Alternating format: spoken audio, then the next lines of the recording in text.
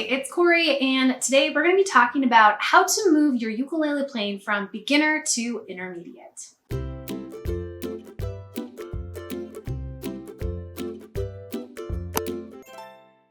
So I have 10 tips for you that are things that generally I see either professional musicians doing or people that are moving into the intermediate place of ukulele playing that you could start doing to get yourself to that place too.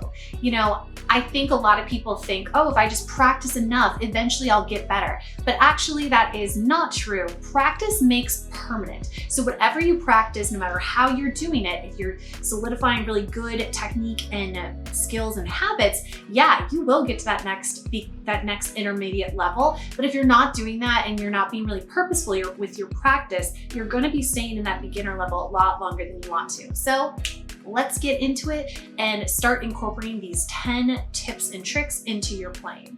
Number 1, I've said this a lot of times, have a ukulele practice journal. It can be any old notebook, but really methodically writing down what you're practicing, what you're playing, what you want to work for, having some light goal setting can really help you to get to the next level. Most people that are in that intermediate level either have a practice journal that they do reflect on, or they're just really being purposeful with their practice. But almost every single professional musician I know has some kind of practice journal of some kind. So I'm not just like, making this stuff up. Do this and it will make it a lot better for you. If you don't know how to start a practice journal, I have templates on my Patreon that you can use, or I also have a video that's all about getting you started. Number 2, start being aware and listening to when chord changes occur in songs. This does not have to be when you're practicing ukulele. It can be when you're just in the car listening to your favorite songs, when you're listening to Spotify. Be aware of when those chord changes are happening. A lot of times we can tell when a key change or a modulation occurs in a song because it's so different that you can really make it obvious, but start to really try to pay attention to where that weight happens in the song, and that weight is going to be where the chord changes are. And so if you can start identifying them, it's going to be a lot easier for you to be able to play more difficult stuff and not necessarily always have to rely on a tutorial. And you're going to be able to start picking out chords and being able to make your own lead sheets that are really accurate to the original. Number 3, learn how to change your own strings. I know it can be scary. I was really worried about it initially too, but it is so helpful to be able to change your own strings because they do get worn down a lot faster than you think. Just order some up. It's really cheap. You can of course take them to a music shop, but it's really empowering to be able to fully know how to really take care of your own instrument. Number 4, really work on striking the strings of your ukulele evenly. So what I mean by that is a lot of times people strike really heavily on strings 4 and 3 and really light on 2 and 1. It should be the same amount of striking power on every single string so that all the pitches are sounding evenly. Number 5, practice with a metronome. I can't say this enough. It's something I don't do as often as I would like to, and I would say it's something a lot of professional musicians have not always solidified the habit in. I'm so sorry to all the teachers I've ever had, but you really do need to start practicing with a metronome. You do not have to pay anything for a metronome. You can just get one on a free app. I use Metro Timer and it works perfectly fine. There's a million different ways. Google has one. So there's really no excuse why you shouldn't be doing this because it's pretty much accessible to everyone. If you're watching this video right now, there's 100% chance you have access to a free metronome. So start using it with your practicing, okay? Number 6, try in your ukulele practice journal to start being able to have a collection of at least 10 different strumming patterns that you can rotate through. We often get into a pattern of using the island strum, and the island strum is great, but there are a lot of other strumming patterns out there, and this island strum kind of makes every single song sound like a ukulele rather than using the ukulele as an instrument to play any song. So I have a video actually on 3 different strumming patterns that aren't the island strum that are very common, and a lot of other various videos on different strumming patterns and more are coming out too. So if you need some ideas, check those out. I will try to link whatever I can in the description box or in the cards, but you can also come up with your own. It's really important to be able to branch off from the standard down, down, up, down, up.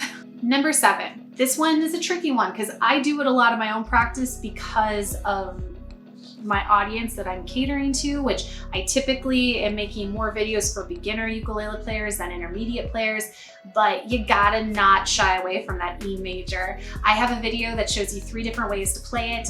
You know, pick the one which works best for you.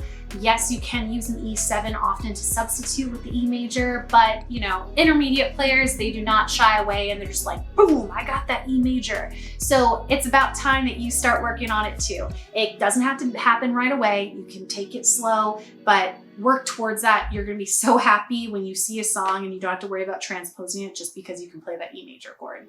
Number 8.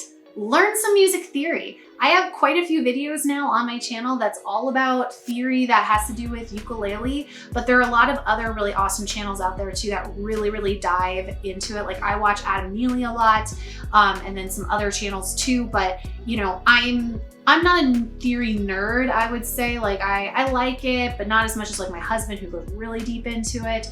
But it's really helpful to know what you're doing. You're only gonna be able to understand your instrument even more. You're gonna be able to use enharmonics to your advantage and have a lot more accessibility with your ukulele playing if you kind of know the theory behind what you're playing musically. Number 9, learn to read tab, period. Learn to read it. I resisted it for a very long time. That was wrong. I shouldn't have done that. And now I read tab and it makes it a lot easier. I still think in terms of standard notation, but it's so much easier just to write out a tab for something rather than have to figure out, okay, so like, what is the rhythm for this? And like the meter and all these different things. Like, nope, you guys kind of already know a lot of that by ear, and you know, you don't really need to know that. You just kind of know the pitches to play. Tab is the easiest way to get you that information. So learn how to read it. I have a video and it's linked right here.